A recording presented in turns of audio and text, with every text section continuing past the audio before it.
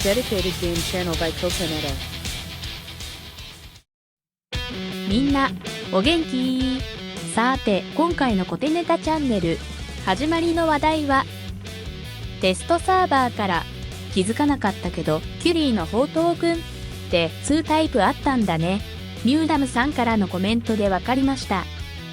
で、ならば、この2つのダメージはどんなものなのか確認しましょう。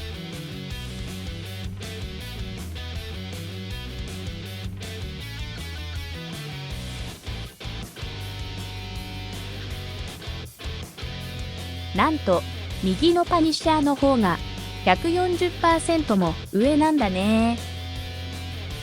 次はタイタンイレゴン。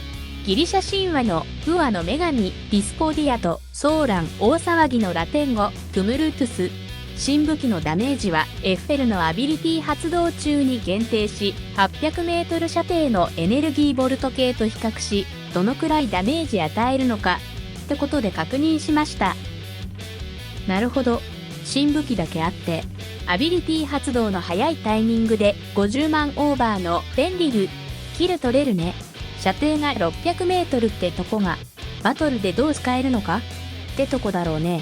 この800メートル射程でニュートンってこと考えると、防御力がエッフェルの肝ってことになりそうだね。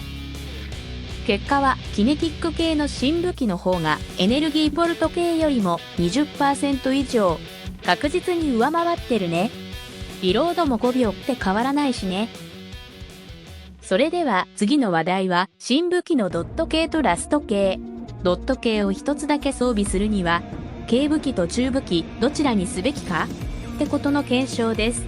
レシーバーについてはマーク3まで上げてしまったので、割り戻す計算でご容赦ください。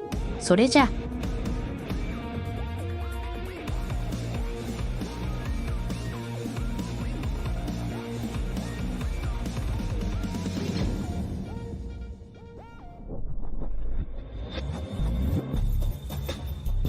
この検証では、ドット系中武器の方が放置した最終ダメージだと19000上回ってるね。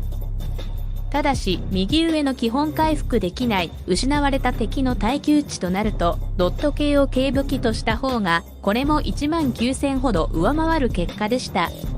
まあ、比較してみると、大差はない。そんな感じだね。そうして次の話題の編集に入ろうとしてた時、おや、ダメージ増加ってドットは対象外だったよね。ということは、中武器一つの増加がドットダメージを上回りゃしないかってことで、ニュークリアーマックスで確認しましょう。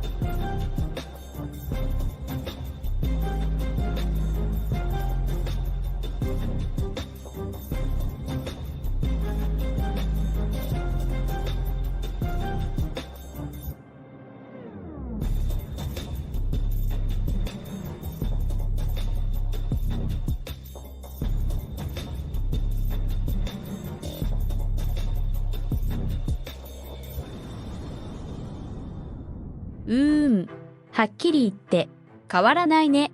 確かに敵が防御率を持っていない時にはトリックスターの方が1秒キルは早かったね。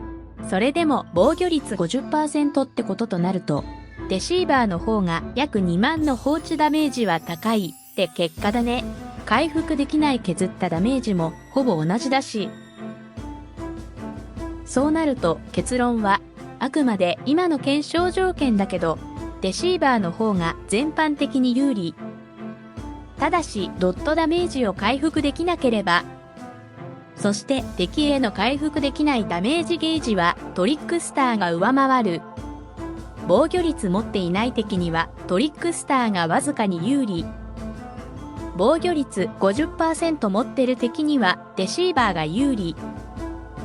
もし仮にレシーバーの5秒ドットダメージ16万を上回る武器、それならば確実にトリックスターに変える方が有利となる。